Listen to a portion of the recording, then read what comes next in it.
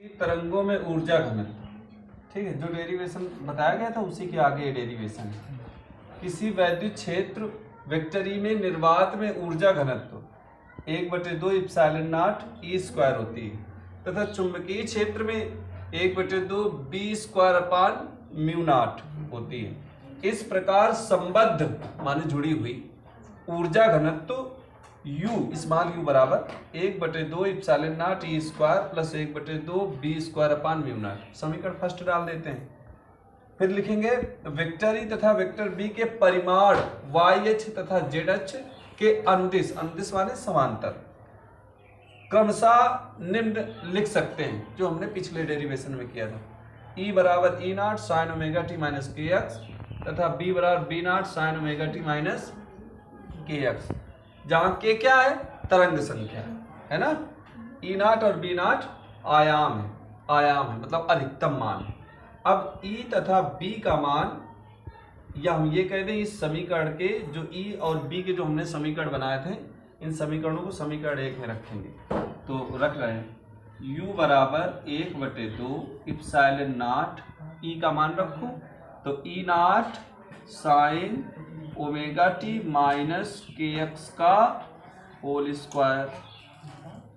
तो इस whole square को कुछ ऐसे लगा देते हैं, ठीक है। फिर प्लस करेंगे 1/2 बी की जगह b naught sine omega t minus k x, ठीक है, का होल स्क्वायर।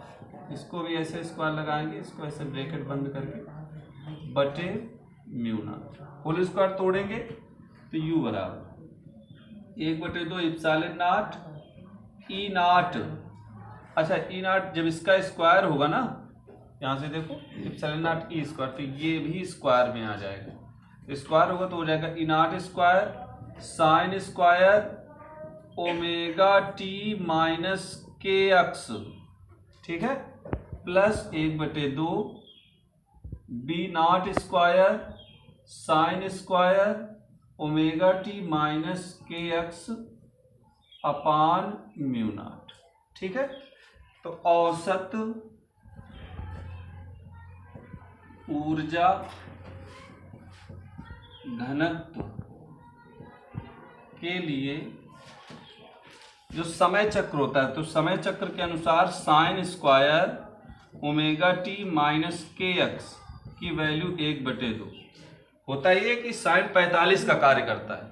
अब साइन 45 के हिसाब से अगर देखें इसका स्क्वायर करें तो साइन 45 का मान 1/√2, और यदि उसका भी स्क्वायर करेंगे तो आ जाएगा 1/2, ठीक है।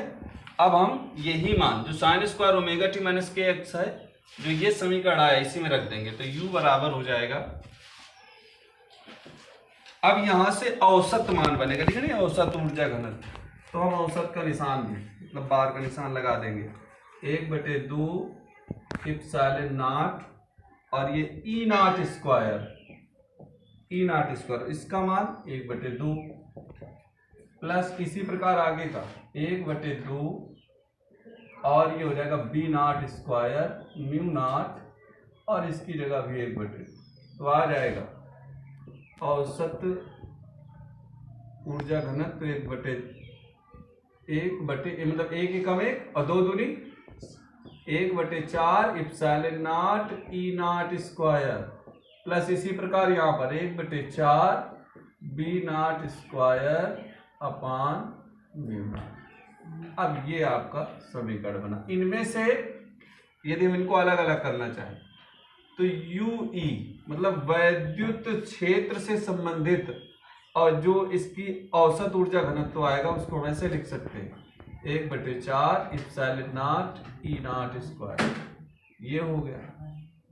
यदि हम चुंबकीय क्षेत्र से संबंधित औसत ऊर्जा घनत्व को लिखें तो U सफिक्स में यम लिखेंगे और ये औसत का निशान लगाएंगे बराबर 1/4 B not square mu naught, ठीक है। एक बार यदि इसको चाहें तो फिर से आप रिव्यू कर सकते हैं। किसी वैद्युत क्षेत्र में वेक्टर ई में निर्वात में ऊर्जा घनत्व 1/2 इप्सिलॉन E स्क्वायर होती है तथा चुंबकीय क्षेत्र 1/2 बी स्क्वायर म्यू नॉट होती है। इस प्रकार संबद्ध ऊर्जा घनत्व U बराबर 1/2 epsilon naught e square plus 1/2 b square upon mu naught. Vector e तथा वेक्टर बी के परिमाण वाई अक्ष तथा जेड अक्ष के अनुदेश क्रमशः निम्न लिख सकते हैं। ये समीकरण दोनों लिख दिए गए। ई बराबर E naught sine omega t minus k x तथा बी बराबर B naught sine omega t minus k x. तो U बराबर, अब ये जो समीकरण है इन समीकरणों के मान हम समीकरण 1 में रखेंगे मान, तो रख दिया गया U बराबर 1/2 इप्सिलॉन नॉट और ये पूरा का पूरा वर्ग जाएगा, तो E naught sine omega t minus k x का whole square plus 1/2 B naught sine omega t minus k x upon mu naught, square इतने का रहेगा बस, ठीक है। तो U बराबर 1/2 इप्सिलॉन नॉट, इसका स्क्वायर कर दिया गया, अब प्लस इसका भी स्क्वायर कर दिया गया। इसमें से औसत ऊर्जा घनत्व के लिए समय चक्र के लिए sign square omega t minus k x बराबर 1/2 और यही मान उठा करके हमने यहाँ पर रख दिया तो कुछ इस तरह से आ गया 1/2। चूंकि औसत हुआ है तो औसत का निशान भी लग जाएगा 1/2 epsilon naught E not square 1/2, वही मान रख दिया गया sign square omega t minus k x का plus 1/2 P not square mu naught into 1/2। मान रखने के बाद ये कंडीशन मिल गई। इसमें से यूई जो होगा वो वैद्युत क्षेत्र की ऊर्जा घनत्व का औसत मान को दिखाएगा और यूएम दिखाएगा चुंबकीय क्षेत्र के औसत घनत्व के मान।